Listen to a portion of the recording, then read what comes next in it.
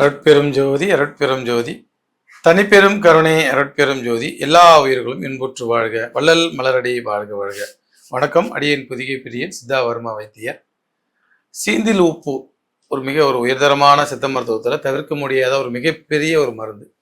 இந்த மருத்துவ பற்றியும் மருந்து தகவல்களை பற்றியும் அது தீர்க்கும் நோய்களை பற்றியும் நம்ம கொடுக்குகிற இந்த தகவலானது சித்த மருத்துவத்தையும் சித்த மருத்துவ வாழ்விலையும் ஏற்றுக்கொண்டவர்களுக்குமான ஒரு தகவல். அது மாறாக அனைவருக்குமானது அல்ல என்பதை அடியேன் இதன் வழி தெரிவித்துக் கொள்கிறேன். சீந்தில் உப்பு. நீங்கள் சீந்தில் அப்படின்னு பார்த்தீங்கன்னா ஒரு லவ் ஸ்பாட்டில் பச்சை கலரில் ஒரு இலை இருக்கும். கிராமங்களில் முள்வெளிகளில் நிறைய அந்த தழை இந்த கொடி கொடி பறந்து போகக்கூடிய ஒரு அற்புதமான ஒரு மூலிகை. சீந்தில் பொற்சீந்தல் இருக்குது, காய சீந்தல் இருக்குது, 2-3 சீந்தல் இருக்குது. பட் எந்த சீந்தலாக இருந்தாலும் நல்ல ஒரு தரமானது தான். நல்ல பெரிய பெரிய தடிப்பான சீந்தல் கொடிலாம் இருக்குது. நல்ல முற்றின்னு சொல்லுவாங்க. இந்த முத்தின கொடி மிக முக்கியமானது. இன்னைக்கு இந்தியாவில் பார்த்தீங்கன்னா சக்கரை நோயால் பாதிக்கப்படுகின்ற நிறையா உறவினர்களை நண்பர்களை நம்ம பார்க்க முடியுது. அவ்வளோ பேர் மதுமேக நோயினால் பாதிக்கப்பட்டுக்கிறோம். அந்த மதுமேக நோய்க்கு மிக ஒரு அற்புதமான பலன் கொடுக்கக்கூடிய ஒரு மருந்து பார்த்தீங்கன்னா இந்த சீந்தில் மூலிகை. இது சீந்தில் மூலிகையை நம்ம அப்படியே சாப்பிடலாம். அது கொடியை சின்ன சின்ன தோலை மட்டும் சீவிட்டு கொடியை வெட்டி காய வச்சு பொடி பண்ணி நம்ம சாப்பிடலாம். நாங்கள் சீந்தில் உப்பு, சீந்தில் சர்க்கரைன்னு சொல்லுவோம். அது உயர்தரமாக ஒரு சர்க்கரை இருக்குதோ அந்த மருந்து பார்த்தீங்கன்னா மிக ஒரு அரிய பலன்களை புற்றுநோய் செல்ல வரைக்கும் புதுப்பிக்குது.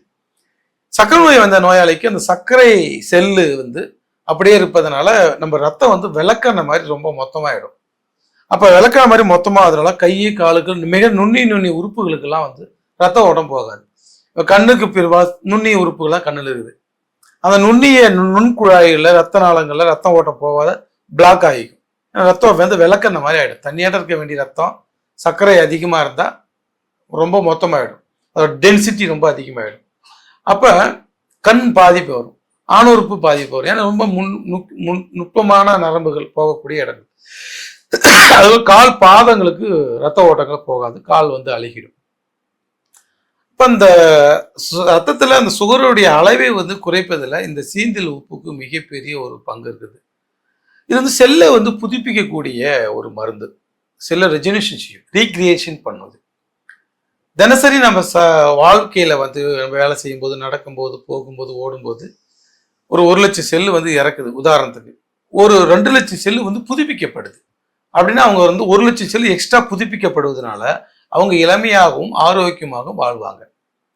1 லட்சம் செல்லு தான் புதுப்பிக்கப்படுது, ஆனால் 2 லட்சம் செல்லு அழிக்கப்படுது. ஏன்னா ஒவ்வொரு வேலை செய்யும்போது செல்லு செத்து புதுப்பிச்சுட்டே தான் நம்ம வாழ்க்கையை ஓடிக்கொண்டிருக்கோம். அப்ப புதுப்பிக்கக்கூடிய அளவு திறன் குறைஞ்சிருந்தா அவங்க நோய் எதிர்ப்பு திறன் குறைவாக இருப்பார்கள். Immunity power. எப்படிங்க நோய் எதிர்ப்பு திறன் கம்மியா இருக்குதுன்னு எப்படி ஒரு மனிதன் பார்த்து புரிஞ்சுக்க முடியும்? சீக்கிரமா ஒரு நோய் அட்டாக் ஆகிடும். இப்போ மழைக்காலம் வருது, சீக்கிரமா சளி பிடிச்சிக்கும், சீக்கிரமா ஆஸ்துமா ஏற்படும். நோய் எதிர்ப்பு திறன் குறைவாக இருக்கும், சீக்கிரமா ஒரு நோய் அட்டாக் ஆகிடும். அவங்கள பார்த்த உடனே நம்ம எப்படி கண்டுபிடிக்க முடியுமா? இல்லை உங்களுக்கு அந்த நோய் இருக்குதா, அந்த பிரச்சனை நோய் எதிர்ப்பு திறன் குறைவா இருக்குதா, செல்லு புதுப்பிக்க திறன் குறைவாக இருக்குதா, எதை வச்சு நம்ம பார்க்க முடியும்னாக்க வயசு சின்னதா இருக்கும், ஆனால் தோற்றம் பார்த்தா வயதான தோற்றமா இருக்கும். எனக்கு 80 வயசா 70 வயசா அப்படிமா. முடி நரைச்சி போனதை நம்ம இதை குறிப்பிட முடியாது. முடி நரைச்சி போகிறது வேற. ஆனால் உடல் ஆளே பார்த்தீங்கன்னா ரொம்ப கூண் விழுந்து போயிட்டு, ரொம்ப சீக்கிரம் சொட்டை விழுந்து போயிருக்கும், கூண் வளைஞ்சிருக்கும், ஏந்திரிக்க முடியாது. அப்புறமா போகலாமே, நாளைக்கு வேலை செய்யலாமே அப்படிக்கும். தோல் சுருக்குமா, சின்ன வயசா இருப்பாங்க. நான் சொல்றதுலாம் ஒரு 50 வயசுக்குள்ளார. ஆனால் பார்த்தீங்கன்னா வயதான ஒரு 50 வயசுக்காரங்களை பார்த்தீங்கன்னா ஒரு 80 வயசு ஆள் மாதிரி இருப்பாங்க, 65 வயசு ஆள் மாதிரி இருப்பாங்க. மனசோர்வா இருப்பாங்க, பார்த்தாலுமே ஒரு சோகத்திலேயே சோர்வா இருப்பாங்க. ஏன்னா உடல் பலம் தான் மனபலம், மனபலம் தான் உடல் பலம். உடல் பலமா தான் மனம் பலமாகும், மனம் பலமா தான் உடல் பலமாகும். இப்போ உடல் ரொம்ப செல்லுலாம் புதுப்பிக்கப்படாததுனால சோர்வா எப்போ பார்த்தாலும் இருப்பாங்க. உடல் தளர்ச்சியா இருப்பாங்க, நரம்பு தளர்ச்சி இருக்கும், கை கால் தளர்ச்சிக்கும், தோல்லாம் சில இடத்துக்கு திறந்துருக்கும். இங்கே வயிறு பார்த்து சில பேருக்கு தொங்கிடும். வயிற்று பகுதியில் பார்த்தீங்கன்னா தொந்தி நான் சொல்லலை, ஸ்ட்ரைட்டாக இருக்கும். ஆனால் அதுவே தலை மார்பக பகுதி இதெல்லாம் தளர்ச்சியாக இருக்கும், தசை தளர்ச்சியாக இருக்கும். முகம் பார்த்தீங்கன்னா வெளுத்து போயிருப்பாங்க, ரத்த ஓட்டங்கள்லாம் போகாமல் அப்படியே வெளுத்து போன மாதிரி, இல்லை கருத்து போயிருப்பாங்க. ஒன்று கருத்து போயிருப்பாங்க, இல்லை வெளுத்து போயிருப்பாங்க. ஸோ இந்த அறிகுறியெல்லாம் இருந்தால் அவங்களுக்கு வந்து நோய் எதிர்ப்பு திறன் வந்து குறைவாக இருக்குது. ரெண்டாவது செல்லு வந்து புதுப்பிக்கப்படலை, செல்லு வந்து அழிக்கப்பட்டுட்டே இருக்குது அப்படின்னு நம்ம வந்து புரிச்சுக்கலாம். ஸோ அவங்களாம் என்ன பண்ணணும் அப்படின்னாக்க இந்த சீந்தில் சர்க்கரையை பயன்படுத்தணும். சீந்தில் சர்க்கரை எப்படிதான் செய்யறது? நல்லா முத்தன சீந்தில் கொடியை சின்ன சின்ன கொடியாக எடுத்து வந்து தோலை சீவிட்டு வெட்டி வைக்கணும்.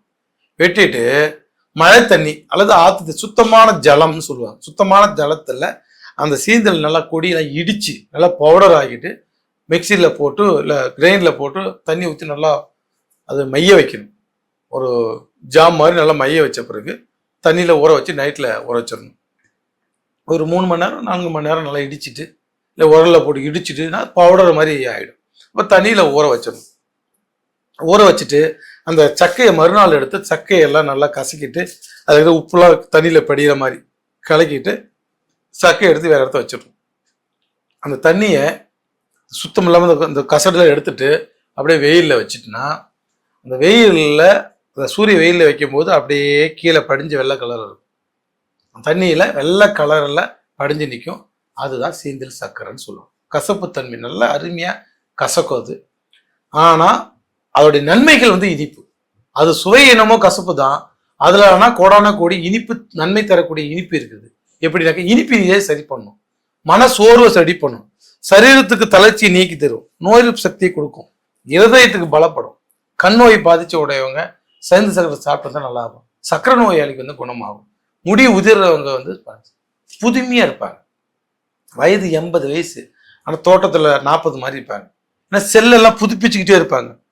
ரத்தத்தில் வந்து பித்தம் அதிகமாகிறதுனால ரொம்ப சூடாக இருக்கிற ரத்தம்லாம் அவங்களுக்கு வந்து சாந்தப்படுத்தும். குழந்தையின்மைக்கு மிக அற்புதமாக வேலை செய்யும். செல்லு அந்த விந்தணுக்களை வந்து அதிகப்படுத்தும். உங்களுக்கு சூடு சம்பந்தமாக எந்த நோய்களாக இருந்தாலும் சரி பண்ணும். காமாலை, மஞ்சக்காமலைக்கு அற்புதமாக வேலை செய்யும். பித்த நோய் தானே, கல்லீரல்னு சொல்லக்கூடிய கல்லீரல் இருக்கிற அந்த செல்லெல்லாம் புதுப்பிக்கும். கல்லீரல் புதுப்பிக்கும் என்ன, கல்லீரல் நல்லா ஹைப்பராக இயங்காமல் அளவாக அழகாக இருக்கும். ஏன்னா உடம்புக்குள்ள இருக்கிற மிகப்பெரிய ராஜ உறுப்பு கல்லீரல். இப்போ கல்லீரலை பலப்படுத்தினா உங்களுக்கு வந்து சீந்தில் உப்பு சூடும். சில பேருக்கு ரொம்ப சூடாகி வறட்டு இருமல் வரும், நைட் ஆனால் இரும்பிட்டு பகல, அவங்களுக்கெல்லாம் இந்த சீந்தில் சர்க்கரை நெய்யில் வந்து குழப்பி சாப்பிட்டா ரொம்ப அருமையாக வேலை செய்யும். ரத்த வெள்ளணுக்களை வந்து புதுப்பிக்கும். நம்ம உடம்புல ரத்த வெள்ளணுக்களும் சிவப்பு அணுக்களும் புதுப்பிச்சுக்கிட்டே இருக்கணும். அந்த அணுக்களை வந்து நம்ம வேலை செய்யும் போது நம்முடைய உடல் இயக்கத்துக்கு இறந்துக்கிட்டே இருக்கும், அதை புதுப்பிச்சுட்டு இருக்கும். அந்த புதுப்பிக்கிற வேலையை பார்த்தீங்கன்னா நம்ம சீந்தில் உப்பு தான் செய்யுது.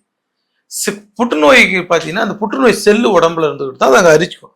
அப்போ தேவையில்லாத செல்லை வெளியேற்றிட்டு நல்ல செல்லை உற்பத்தி செய்யக்கூடியதுல நம்முடைய சீந்தில் சர்க்கரைக்கு முக்கிய பங்கு வந்து வகிக்குது. சில பேர்த்துக்கு பார்த்தீங்கன்னா தாகம், அதிகமான தாகம், ரொம்ப அதிகமாக தாகம் அடிச்சுட்டு எப்போ தண்ணி குடிச்சிட்டே இருப்பேன். அவங்களுக்கு தாகம் அடங்கினாதான் தெரியாது. அதெல்லாம் ரத்தத்தில் வந்து அதிகமாக சூடு இருப்பதனால தான் காரணம். அந்த ரத்தத்தில் இருக்கிற மிகு தாகம்னு சொல்லுவாங்க. மிகு தாகத்தை இந்த இது வந்து ரெடி பண்ணும். சில பேருக்கு தோல் நோய்கள் வரும். என்னென்ன தோல் நோயா இருந்தாலும் சரி, அந்த தோல் நோய்க்கு இது ரொம்ப அற்புதமான ஒரு மருந்து. இருதயத்துக்கு பலத்தை கொடுக்கும், கல்லீரலுக்கு பலத்தை கொடுக்கும், இது கணையத்துக்கு பலத்தை கொடுக்கும், கணையத்தை வந்து புதுப்பிக்கும். நான் ஏற்கனவே சொன்னேன் இல்லையா, எல்லா உறுப்புகளும் செல்களால் ஆனது தான். எந்தெந்த உறுப்புகளாம் இப்போ கண்ணு ஏன் பார்வை குறைபாடுனா கல்லில் இருக்கிற செல்லு இறந்து போகுது. அப்போ அந்த செல்லை வந்து இது புதுப்பிக்கும். முடி ஏன் திரும்ப வயசானா கொட்டுது அப்படின்னாக்கா அங்கே இருக்க செல்லு வந்து இறந்து போகுது. அந்த செல்லை வந்து இது வந்து புதுப்பிக்கும். ராஜ உறுப்பு உள்ளுறுப்புகளாக இருந்தாலும் சரி, அது கிட்னியாக இருக்கட்டும், நுரையீரலாக இருக்கட்டும், கல்லீரலாக இருக்கட்டும், பித்தப்பையாக இருக்கட்டும், மண்ணீரலாக இருக்கட்டும், எந்த உறுப்புகளாக இருந்தாலும் அந்த செல் வந்து இறந்து போய் வயதான தோற்றம் வயது ஆகத்தான் அது அதோடைய திறன், அதோடைய பலம் வந்து குறைஞ்சி போகுது. அந்த செல்லை வந்து புதுப்பிச்சு அந்த பலத்தை வந்து அதிகப்படுத்தக்கூடியது நம்முடைய சீந்தில் சர்க்கரை. எல்லா கிராமங்களையும் எல்லா தமிழ்நாடு நான் பார்த்துட்டேன், எல்லா ஊர்களுமே இந்த சீந்தில் கொடி இருக்கிறது. சிகப்பு கலர்ல காய் இருக்கும், லவ் பேர்ட்ஸ் மாதிரி ஹார்ட் அளவுக்கு தழை இருக்கும், சீந்தில் கொடி சொல்லுவாங்க. எல்லா கிராமங்களையும் கிடைக்குது. சக்கரை நோயெல்லாம் ஒரு 5 தழை எடுத்து நல்லா கசக்கு ஆனாங்க, ஒரு 5 தழை எடுத்து சாப்பிட்டு ஒரு டம்ளர் பால் குடிங்க காலை மாலை உணவுக்கு முன்னாடி. வெறும் தழையை சாப்பிடலாம். இல்லை சார் என்னால் இதெல்லாம் செய்ய முடியல, சக்கரை கொடி இடிச்சு போட்டு காலைல காய வச்சு நல்லா கொடியை இடிச்சிருங்க, சீந்தல் கொடியை. ஏன்னா கொடி வகையை சார்ந்தது தான். அதனால பார்த்தீங்கன்னா இது இரவாத ஒரு மூலிகை, இது காயசக்தி மூலிகைன்னு சொல்லுவாங்க. வள்ளல் பெருமான் இதை காயசக்தி மூலிகைன்னு சொல்றாரு. காயம் இறக்காமல் இருக்கணும்னாக்கா இந்த சீந்தில் சர்க்கரை சாப்பிடணும். கொடியை நறுக்கி அதையும் ஒன்று காலை மாலை ஒரு 1/2 ஸ்பூன் வந்து பாலில் போட்டு சாப்பிடலாம். உங்களால மருந்து செஞ்ச முடிஞ்சா சீந்தில் சர்க்கரை எடுத்து சாப்பிடலாம். இல்லைன்னா அதை கொடியை பயன்படுத்தலாம், அதனுடைய இலையை வந்து பயன்படுத்தலாம். எந்த மரத்து மேல அந்த கொடியை போட்டா மரத்துல இருக்கிற சத்தை உறிஞ்சி அப்படியே இளமையா வளர வைக்கக்கூடிய மரம். இது சாகா மூலிகை. தூக்கி போட்டா இறக்கவே இருக்காது. ஒரு மரத்து மேல அந்த கொடியை உள்ளிட்டு போட்டீங்கன்னா அந்த மரத்துல இருக்கிற ஈரப்பத்தை எடுத்து அந்த கொடி வந்து வரும். இது வந்து ஆகாய பூதம் உள்ளடக்கிய ஒரு மருந்து. அப்ப ஞானத்தையும் இது அதிகப்படுத்தும். உள்ளுடம்பை ஏற்படுத்துவதனால ஞானத்தையும் அறிவை வந்து விருத்தி பண்ணும். ஞானத்தை வந்து கொடுக்கக்கூடிய ஒரு மருந்து எதுன்னு பார்த்தீங்கன்னா நம்மளுடைய சீந்தில் சர்க்கரை. இந்த சீந்தில் சர்க்கரையை வந்து எல்லா நோய்களுக்கும், நோய் இல்லாதவர்களுக்கும் சாப்பிடலாம். அதனால வந்து நம்ம சீந்தில் சர்க்கரை வந்து மிகப்பெரிய ஒரு அற்புதமான மருந்து.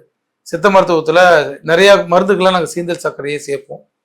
தனியாகவும் சீந்தில் சர்க்கரையை ஒரு அளவா நீங்க வந்து சாப்பிட்டுக்கலாம். எல்லா நன்மையும் கொடுக்கக்கூடியது, காயசக்தியையும் நம்ம ஏற்படுத்தக்கூடியது.